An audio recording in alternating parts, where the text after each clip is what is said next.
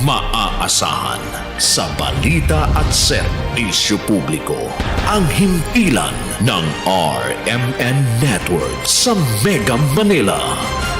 Live sa radyo at online.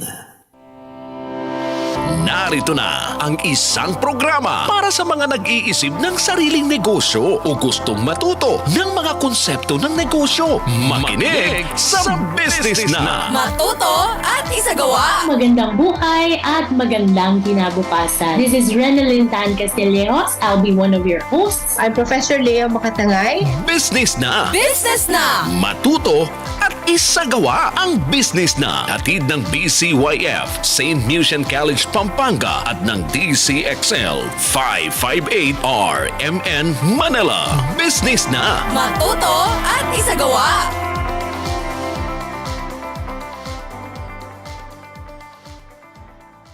Business Na! Matuto at isagawa! Magandang araw, magandang buhay, at magandang kinabukasan. Hello and welcome to Business Na, your free basic entrepreneurship and business education radio program brought to you by our sponsors, BCYF or the Benita and Catalina Yap Foundation, RMN or Radio Mindanao Network, DZXL 558, and St. Lucian College, Pampanga. I am your host and resource speaker, Prof. Lea Makatangay, and I welcome you to another session of Business Na. So we have a very interesting topic for today. No? So ang topic natin, ang tema natin para sa araw na to, ay tungkol sa business classifications at mga business functions. No? So ano mga functions at categories ng business o negosyo. But bago tayo mag-umpisa, gusto ko kayong i-review. No? So magkakaroon tayo ng munting review, no, nung ating pinag-aralan last Saturday. So ang topic natin last Saturday was about what is business, no? Kung ano ang negosyo. And we talked about definitions, no? So a business is an organization or enterprise engaged in commercial, industrial, or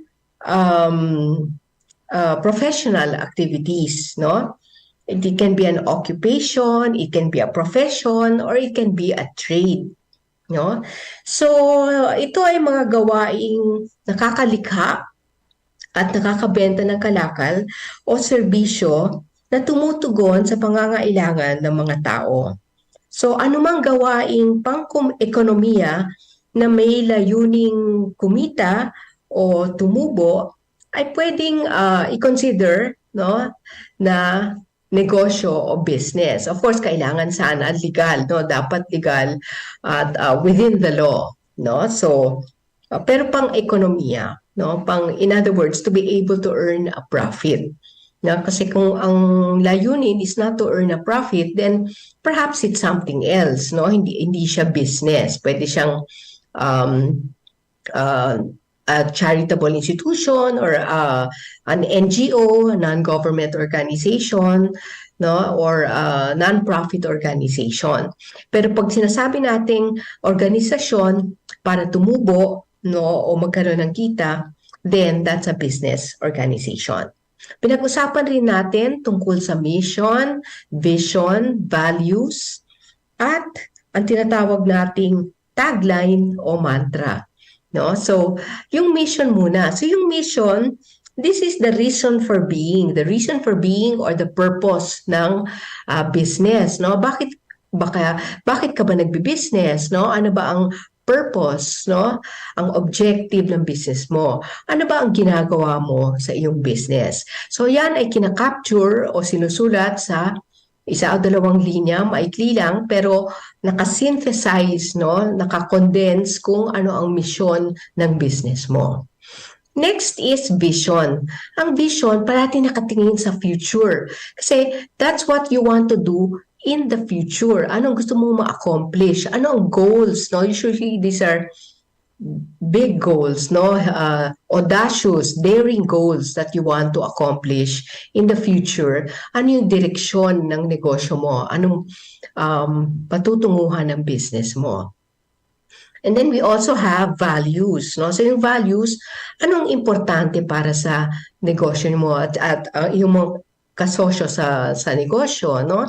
It refers to what you believe in, no? It also refers to what you value. Kaya nga values, anong binibigyan mo ng halaga. For example, integridad o kaya naman quality of products, no? Excellence in service, honesty, no? Collaboration, respect, dignity for all, no? So it shows how you treat your customers, how you treat your employees, how you treat your partners, at yung ating tinatawag na other stakeholders sa negosyo at sa business, no? And finally, we also talk about the tagline or mantra. So ito yung short version ng lahat na ito, no? Ano yung paano mo masasummarize ang iyong business, no? So para maalala ng mga tao at ma-capture ka agad yung pinaka diwa, yung pinaka-essence ng business mo, no? So an example I can give is yung sa Nike, just do it, no? So that seems to capture the spirit of Nike. Sa Disneyland naman, ang kanilang tagline is the happiest place in the world, no? So that's how we know Disney, no? At sa Filipino version naman, ang Jollibee langhap sarap, no? So sa langhap pa lang, sa amoy pa lang, no, masarap na, no? So that mantra or that tagline is usually easier to remember, no? And then finally, business, we said, looks for opportunities, no? Kaya kung minsan wag natin tignan yung problema as something always negative, no? Kasi kasama ng problema ang paghahanap ng solusyon. At ang solusyon na to ay pwedeng pagkakitaan, no? Pwedeng it's an opportunity. That's why crisis can also be an opportunity, no? It's not always negative. We also talked about innovation. When you talk about to innovate, it's usually to introduce something new. Yung bago, something new or yung nga, novel o bago, it doesn't have to be something so big and dramatic, no? Pwede ring small and subtle. Pero we try to introduce something a bit new, no, in the business para naman medyo unique, no, sa mga kakompetisyon.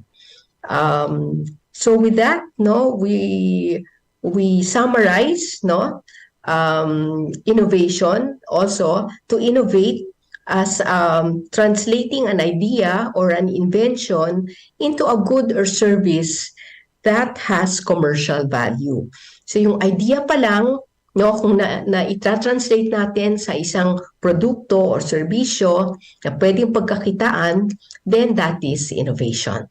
Okay, so let's stop here for a while.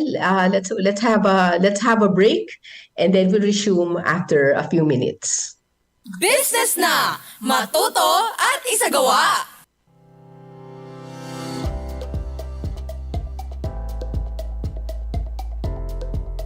Business na! Matuto at isagawa! Okay, so let's resume. As I said before, the topic is about business classifications and functions of business, no? So, umpisahan natin yung tinatawag na business classifications, no? So, ang business classifications, ito yung parang categories, no? Categories ng business, no? Paano natin kinakategorize ang ating mga negosyo. So definition.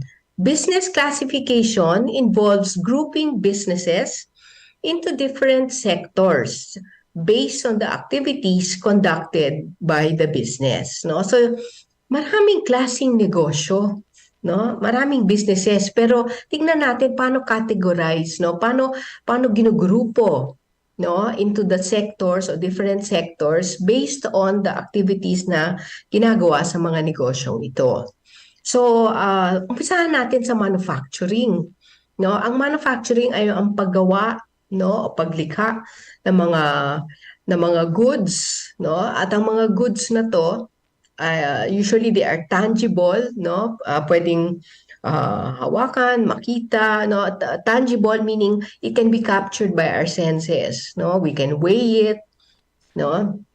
Pwede amuyin, kung edible, pwede kainin, no? So we have consumer goods which are for retail, no? For consumer consumption, no? Consumer pag-consume ng mga tao, mga individual, no? And then we also have, so for example, shampoos, no? Food products, no? Clothes, no? These are some examples of consumer goods. No? Pag sinabing consumer goods, yung individual ang bumibili at nakikinabang sa mga goods na ito. And then we also have industrial goods. No? So industrial goods are items na ginagamit sa industriya. So ang consumer niyan, ang customer ay mga companies also, no? Kumpanya rin, mga industriya, mga companies tulad ng, for example, an industrial good is, let's say, machines, no? Machines na ginagamit sa fabrication, no? O kaya naman mga machine parts, automobile parts na ginagamit sa pag-assembly ng automobile, pag-assemble, no? Pag-assemble ng mga kotse, ng mga truck, no? Industrial goods are perhaps trucks, no? Which are bought by companies, no? In order to deliver.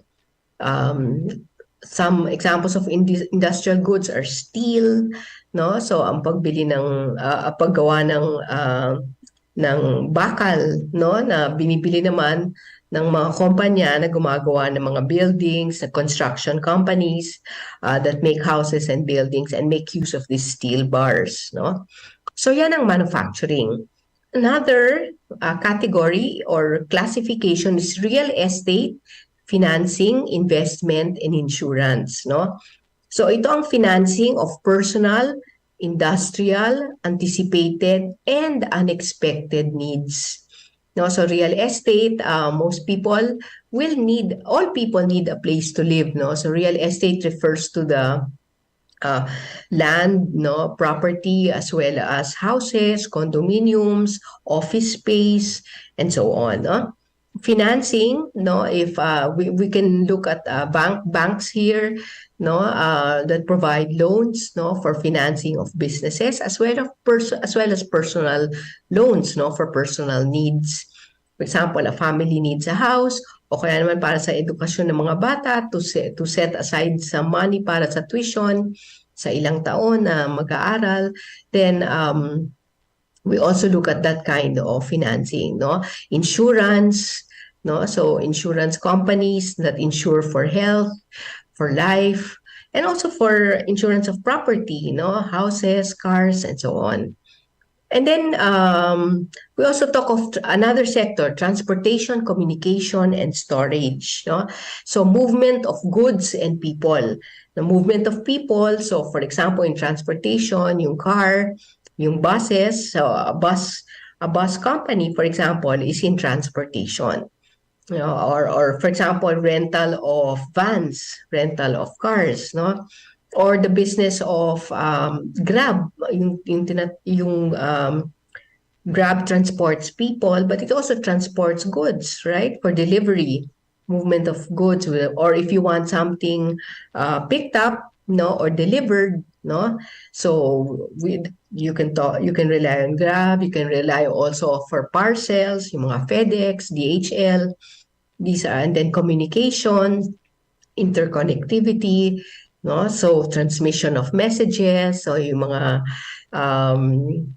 internet providers natin, no, and phone providers, no, interconnectivity of mobile phone, landlines, and so on, no. Temporary storage and handling of goods, no, so warehouses, nagiging more popular yung business na creating storage space, no, kasi you can rent or lease for long periods of time space, no, for your items. So this can be consumer oriented, no, for personal individual use as well as for company use. Next is construction. That's another kind of business organization. Construction of shelter, construction ng mga bahay, construction ng capital-intensive industry, no? And then we have wholesale and retail. So ito yung trade, tinatawag na trade, no? Distribution of goods through shops, shopping centers, o kaya naman online ordering. And this, I know, is an opportunity for you, for most of you, no? Siguro nagtatry na kayo lalo na yung mga mahilig mag-buy and sell. O kaya naman during the pandemic, nung kailangan lahat mag-pivot na, hindi pwede mag-sell face-to-face, kaya bawal na yon, no? So, kailangan online ordering, online delivery. So, all of this can be wholesale or bulk or volume, no? Pang maramihan, o pwede ring retail, tingi-tingi, no? So, all that, distribution of goods, no? Through shops, pwedeng physical shops, yung tinatawag sa English na brick and mortar, no, yung kiosk nyo na exists physically, or hindi naman, no, online ordering. So pwede rin wholesale and retail through online ordering. And then we also have community, social, and personal services. So isa yung category. So yung leisure, for example, movie houses, or yung mga if you want a business. I had a student before, ang business nila, gumagawa sila ng rides para sa mga entertainment centers or amusement parks. So nagdi-design sila. For years, it was his father's business, and now he is already actively involved in the business and running it, no? So it's a leisure, they make rides, yung entertainment rides, tulad ng parang octopus, o kaya naman yung mga trains na kiddie trains, no, that go around an amusement park. Part of this is also education, no? It's part of community, social, and personal services. And you can have, let's say, a kindergarten school, or you want to give lessons or training, lessons in Ikebana, kung yun ang iyong hobby or talent, and also training, no? And then health services, no? So nauso to sa lalo na during the pandemic, no, yung offering testing, no, testing for blood chemistry and all these laboratory tests, no, or testing for COVID, no? So that can also be health services and pharmaceutical or related health services, offering of related health services, no, for people, no, that they need, no. And then finally, agriculture, fishing, and forestry.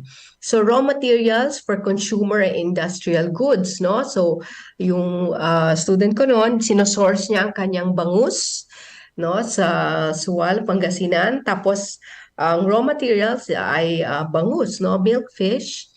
And then ang proseso, he cleans it, no, and then half, no, and then they are sold, no, packaged already, no, ready to be cooked in whatever menu, no. So yan ang kanyang business, no. So from the raw materials from the ocean, no, then fishing fish, no, can be created into a consumer or industrial good, no, kasi pwede rin naman na ang customers mo are individuals, or they can be industrial, meaning supermarkets already, or grocery stores, no? So this has to do with food, no, forestry, and organic farming, for example, no, farming and agriculture will always be a mainstay, no, in our country, no, because of course people will always say, no, food is always needed, at saka agriculture is the backbone. We are always trying to build, no, our agriculture industry. So yan ang some examples of business organizations. So we'll take a break for a while, and then we'll resume after a few minutes. Okay. Business na! Matuto at isagawa! Okay, so we will resume and I'll share. Okay, so from our categories, no, ang shinare ko sa inyo, 9, no, 9, mga, na organizational, business organizations rather, yung sectors, yung tinatawag nating sectors. But we can also have there are also other ways of categorizing them. But for the moment, I think this gives you an idea paano ginugroup, no, yung various business sectors. So, let's talk naman about um, the kinds of businesses or business classifications according to the form of ownership. No, kasi kung mag-umpisa kayo ng business or if you're already hired in a business, try to find out ano ba yung organization, ano bang category yung paano ba na-organize ang inyong, ano yung structure ng negosyo. If you want to be a negosyante, what kind also of ownership are you looking at? So, ang unang-una ay yung sole proprietorship. This is owned by a single person who solely benefits from the profits and also suffers the losses alone. No, kasi nag-iisa lang siya, no? So lahat ng tubo o kita, lahat ng kita at lahat ng tubo sa kanya, pero kung sakaling malugi, lahat rin sa kanya, no? And then we also have partnership. Ang partnership naman, agreement of 2 or more persons who bind themselves na magko-contribute sila ng pera, property, or industry to a common fund with the intention, kanilang intention will divide the profits among themselves. So magko-contribute sila, no, ng kanilang either pera or effort or property or work, no, so that lumago ang business at kung magkaroon na ng tubo, i-divide nila, i-share nila, divide it among themselves yung profits. Okay, the third kind, so una, sole proprietorship. Second, partnership. Yung ikatlo, corporation. So ano yun? Yun yung artificial being created by the operation of the law. So sa pamamagitan ng pag-register sa SEC or what we call the Securities and Exchange Commission, no, nagkakaroon ng korporasyon, nagke-create, no, nalilikha ang korporasyon. It has the right of succession, no? So pwede itong ipamana, at pwedeng mag-succeed ang mga kung sino man magiging mga officers, presidente, at so on. It has certain powers, it has certain attributes and properties expressly authorized by law for its existence, no? So naka-specify yan kung anong pwedeng gawin sa isang korporasyon, no? So it requires a certain number of directors or incorporators, no? May mga rules, no? Pero sila ang may-ari. Ang may-ari ay ang korporasyon. And then finally, although later on I will talk about something very new, yung sa Pilipinas, no, yung one person corporation or OPC, no. So pwede magkaroon ng korporasyon na isang tao lang, no. So pwede rin 'yon, no. Hindi lang sole proprietorship pero corporation na isang tao lang. And then we also have cooperative. Ang cooperative ay non-profit enterprise which is owned, no, and democratically controlled on a mutual basis by its members who participate in the patronage of its operation. In other words, ang may-ari isang grupo, yung mga membro ng kooperatiba at sila rin nagko-control, no? At sila rin ang nag-participate, no? Sila rin ang nagtatrabaho kung ano man yung operation ng kooperatiba na yon, no? Kung savings man o nagbibigay ng credit, no? They also participate in it. So ang characteristics of sole proprietorship, yung una, no? They are the simplest form of business structure. They're the easiest and the cheapest to start kasi konti lang yung mga rules. Konti lang ang mga government rules that control the sole proprietorship. So, ito ang pinakamadaling umpisahan, no? At gawing structure or ownership category. So, sole proprietor, isang tao lang. Next, proprietors also enjoy full control and profits from the business. Kaya lang, kung sakaling malugi, kailangan bayaran nila ang mga creditors kung kanino sila may utang, no? At kung sakali yung tinatawag na unlimited legal liability, no? So pwede kahit makuha yung bahay nila, yung kotse nila, and so on, pwede makuha, no? Basta lang mabayaran yung mga creditors o yung mga kinauutangan nila. Sole proprietorships are limited by the amount of capital available. Kung ano man ang kapital nung yung taong yon, no, limited lang sa perang yon, no. Medyo limited din yung ability to get outside assistance and a potential shortfall of needed skills to be successful. Kasi kung isa lang, of course later on pwede siyang mag-hire, no? Pwede siyang kumuha ng tutulong sa kanyang business. Pero kung minsan, baka mangailangan siya ng mga tao kasi kung siya lang, kulang ang skills, no? Ang isang tao hindi kaya lahat-lahat, no? So, usually sooner or later we'll have to hire other people. Anong characteristics naman ng partnership, di ba? So partnership is arrangement between two or more people to oversee business operations and share its profits and liabilities. So may kasosyo ka, may ka-share ka. So, both sa kita at sa kung magkaroon ng liability o paglugi, no?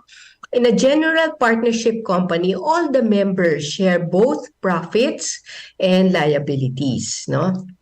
Professionals like doctors and lawyers often form a limited liability partnership.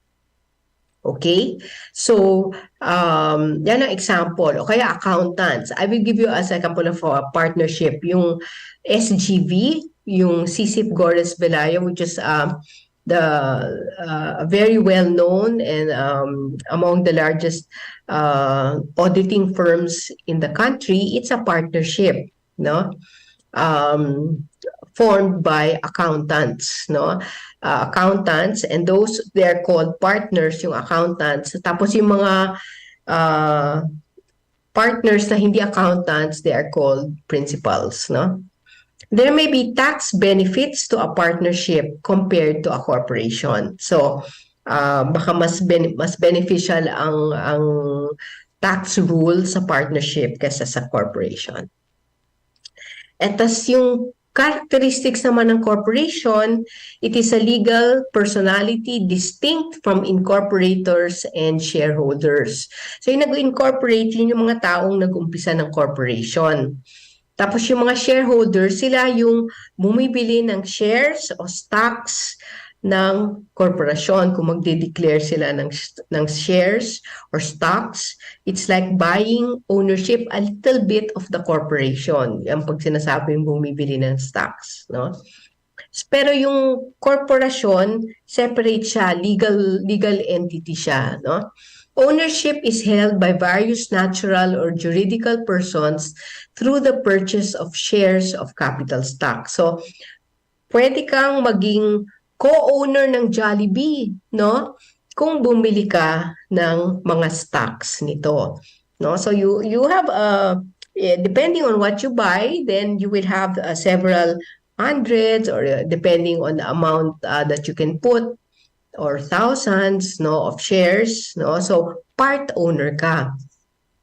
Stockholders elect directors who formulate plans and policies and appoint the officers. Yung mga stockholders ang nag-a-appoint ng officers ng kumpanya. The principal administrative officers of a corporation are the president, 1, 2, or more VPs, vice presidents, a corporate secretary, and a treasurer. The officers are responsible for the active management of the corporation and have the right to engage the necessary personnel for operations. No? So yan ang corporation. So if ano naman ang advantage kung bibili ka ng stocks ng korporasyon? No? Kasi later on, pag let's say hopefully successful ang company, may maayos at may profit, no? Pag nag-declare ng dividends, meaning nag-decide ang mga officers ng kumpanya na i-share nila yung profit at ibabalik sa mga shareholders. No? So according to the proportion in which they own shares, no, makaka-receive sila ng dividends, no, a share of the profits. So that's an advantage. Okay? So ang advantage rin ng corporation, typically, yung stockholders are not liable kung sakaling malugi, no, beyond their investment. Babayad lang sila ng utang hanggang sa anong ininvest nila. Okay? But beyond that, hindi na sila pwede habulin. Hindi pwede habulin yung kanilang personal properties, no? So, yung ability to raise fund, yung sole proprietorship, medyo limited capital at limited resources at usually mas mahirap to get a loan, usually challenging, no, makautang sa bangko. Yung partnership has more funds, no, sa mas may funds sila kasi yung partners nagko-contribute. Yung corporation naman, that has the most ability to accumulate capital or funds. Stability of operations, madaling i-form together, no? Madaling mag-create ng sole proprietorship at madali ring i-dissolve, no? Kasi isang tao lang ang concerned. Sa partnership naman, it's relatively easy to organize compared to a corporation. Kaya lang hindi masyadong stable kasi due to potentially pwedeng ma-break apart, no? Pwedeng mag-stop kung mag-withdraw ang isang partner. No? So potentially it can be unstable, lack of stability.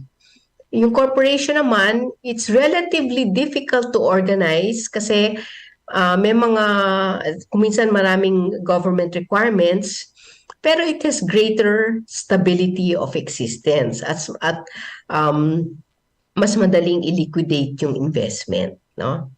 Tapos yung liability, yung sole proprietorship, full liability, no? Kailangan niya bayaran, unlimited liability, yung risk na kung sakaling malugi, kailangan niya bayaran yung mga pinag-uutangan, nakasalalay yan lahat sa balikat ng owner, nung one person na yon. Sa partnership, there are 2 or 3 partners, pero unlimited liability rin. No? So pwede silang habulin. While yung stockholders nga sa corporation, they are not liable beyond their investment. So hindi sila pwede habulin. Pwede sila habulin only to the amount that pinasok nila o ininvest nila sa kumpanya. Okay, so let's take a break and then I'll see you after this short break. Laguna, Luzon, NCR. Get ready for the much-awaited powerful collab from the 2 influential performers in the country, the Asia's pop star royalty and the rockin' OPM icon, live in one epic concert. Sara Geronimo and Bamboo live in Santa Rosa, Laguna. November 24, Friday, 8 p.m. at Santa Rosa Laguna Multipurpose Complex. Don't miss this and grab your tickets now at the EKG booth, Santa Rosa Laguna Multipurpose Complex ticket booth, SM City Santa Rosa, 2nd floor at the food court area. Best and front row seats are available here. Also available at SM Tickets Cinema Malls, SM Tickets Online. Presented by EKG Productions and Thai Royale Spa. This will be an epic night to remember. Contact 0998-964-4582 or 0939-969-9786 or visit the Facebook page of EKG Productions. Also brought to you by the official media partner, 93.9 IFM Manila, DZXL 558 and DWWW 774. Business na! Matuto at isagawa!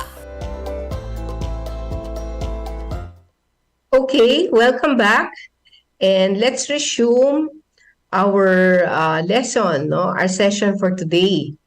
At ang pag-uusapan naman natin ay ang mga SMEs or and also MSMEs, which stands for micro, small, and medium enterprises. No?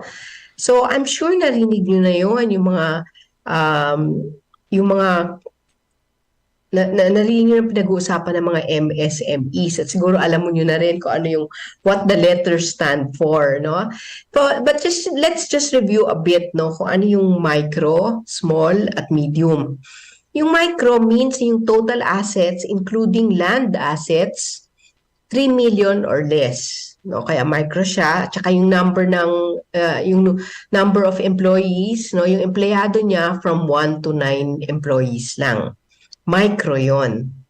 Ano naman ang small? Ang small enterprises, yung assets is 3 million to 15 million pesos, no? So that includes land, equipment, machines, vehicles, property, and so on, no? Number of employees naman sa small is from 10 to 99 employees. Ano naman yung medium enterprises? Ang medium enterprises, ang total assets, including land, is from 15 million and 1 pesos to 100 million pesos. At ang number of employees naman nito is 100 to 199. Finally, yung large enterprises na hindi natin pag-aaralan masyado sa ating kurso is above 100 million pesos ang total assets at 200 and more employees, no? So, yan ang ating category. Now, you may know it already, but the MSMEs make up 99.6% of all businesses in the Philippines. No, 99.6. So halos lahat ng mga negosyo sa Pilipinas ay micro, small, and medium. No? So they contribute yung SME 70% of the jobs but only 32% of the value. No? So kailangan mas greater yung value add, pero nakikita nyo na ang MSMEs, no, ang laki ng kontribusyon sa paggawa ng trabaho. Kaya if you are thinking of being a negosyante, no, na maging negosyante, that's also, of course, you will earn for yourself and your family, which is very good, but you also think of the possibility of creating jobs for other people. So napaka mahusay na objective rin yan. No? So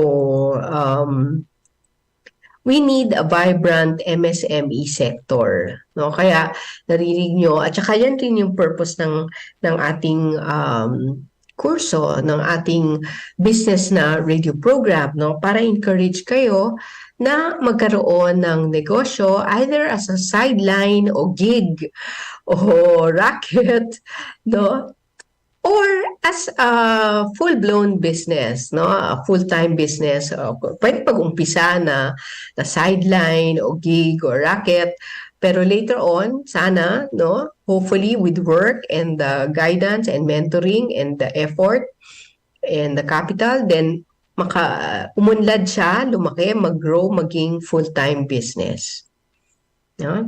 So the importance of MSMEs is that they address poverty through job generation, equitable distribution of income, so mas na-share, no, at mas fair, mas equal yung distribution ng income, at yung economic activities hindi lang nasa mga syudad, pero nasa mga municipalities rin, nasa mga LGUs, hindi lang sa mga metro cities, hindi lang sa Metro Manila, Metro Cebu, Metro Davao, Metro Iloilo, but in the other cities as well, no? As well as in the towns and in the countryside, no? So yan ang halaga ng entrepreneurship o pagnenegosyo.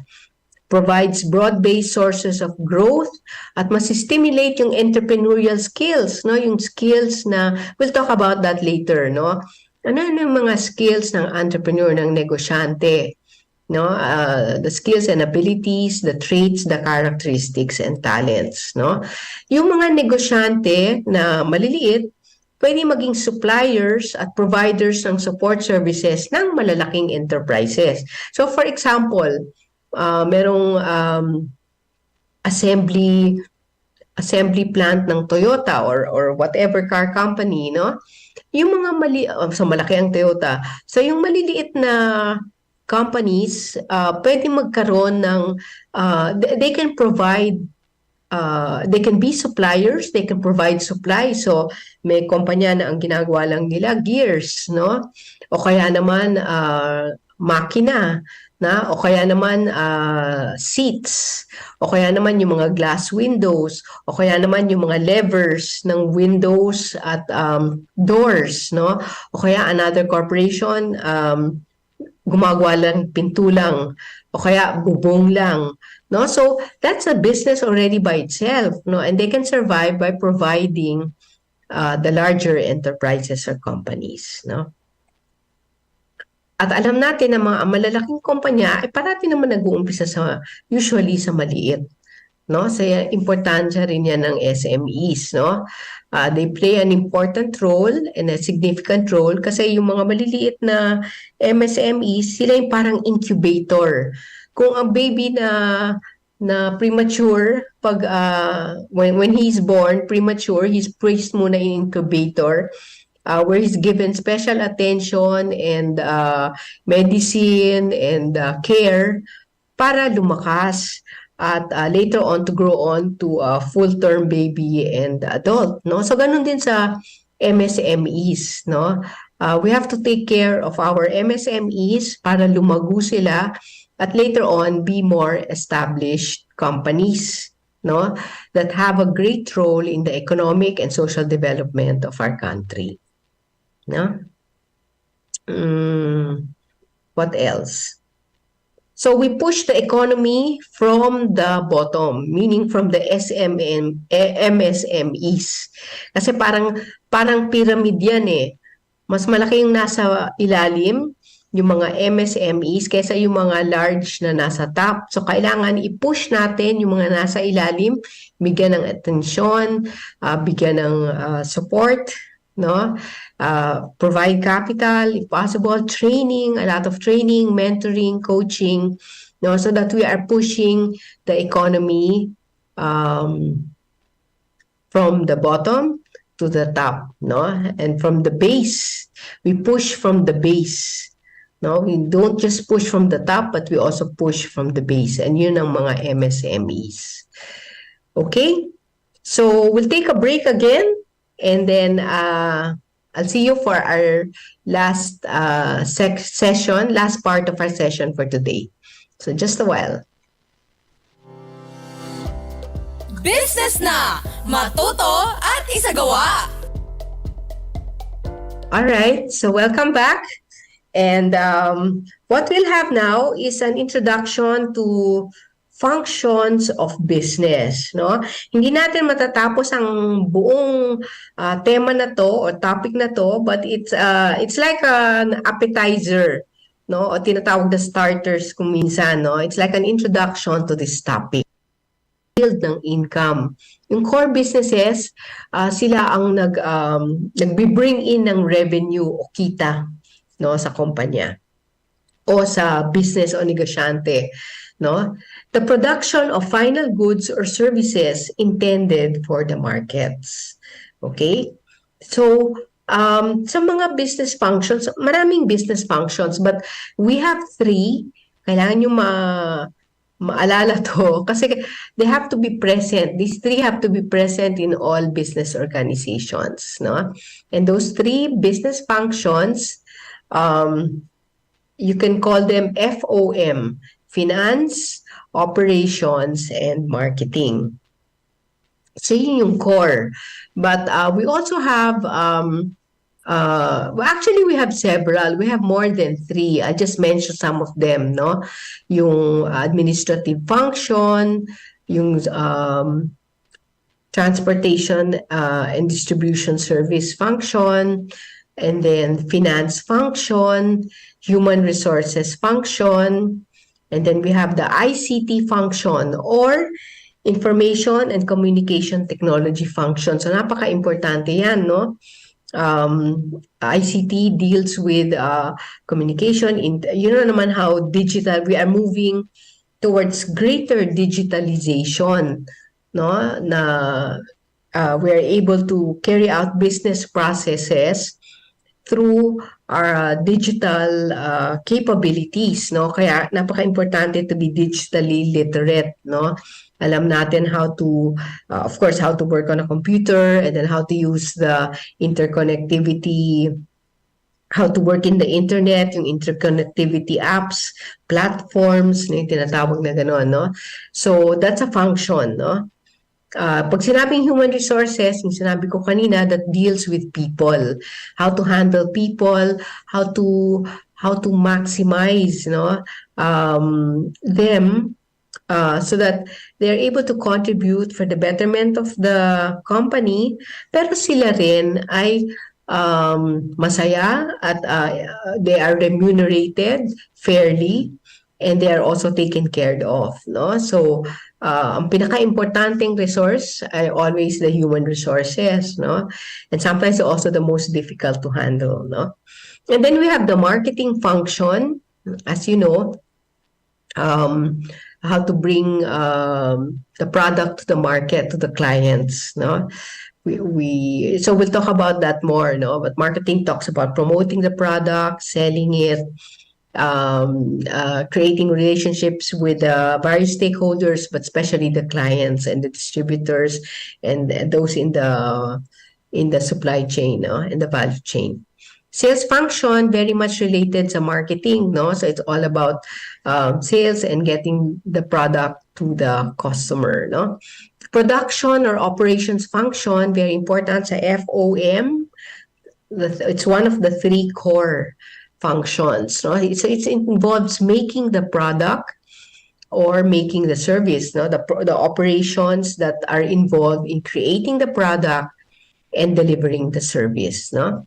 Research and development function, so importante rin to kasi the life of a company is very much dependent also on its ability, no, to be able to make new products. Hindi pwede yun at yun rin for years and years kasi kung minsan, of course, there's some products that can last years, no? For example, we were talking about it before, some chocolate bars have been around for years, no? Some beers also have been around for years, no? Some banks have been in existence. In the Philippines, we have a bank since the 19th century, no? I think BPI is the oldest bank in the Philippines, no? So, but they will not be around if they didn't know how to research and develop new products or new services, new ways of doing things. At para magawa yon, kailangan ng research and development function in developing new products, new ways of doing things, and always yung tinatawag na innovating, no? Finding new ways, no? I mentioned distribution function, but that's also, sometimes it's linked to marketing. It's also linked very much to production, to try to it's the process of distributing or making the products, identifying the channels on how to distribute the products, no? Yung channel mo ba is through retail outlets, or do you distribute online, no? Or do you do direct selling, and so on, no? So ano mga distribution channels mo. And then yung administration function, administrative, that also has to be done, no? The documents, keeping the documents, and the administrative details that are needed to get this entire corporation moving and smoothly and efficiently functioning. So, for a while. So, yan ang ating functions, no? Yung tinatawag na na functions, the core functions as well as the support functions. No? So briefly, finance is a functional area responsible for financial management, planning, and stewardship. Pag sinabing stewardship, parang caretaker, no? To make it grow, you're in charge, but hindi sa yun, no? So the finance people, they don't own the money, but or the revenues, the resources, but they are in charge of making it grow. The team must make decisions to ensure the organization's financial health so that the company has the money it needs to achieve its goals. So kailangan i-ensure nila na parating may cash on hand for operations and emergencies, no? Financial function involves planning for, obtaining, and managing a company's funds. Kaya yung finance managers, nagpaplano sila both short-term and long-term financial capital needs, no? Kung sakaling kailangang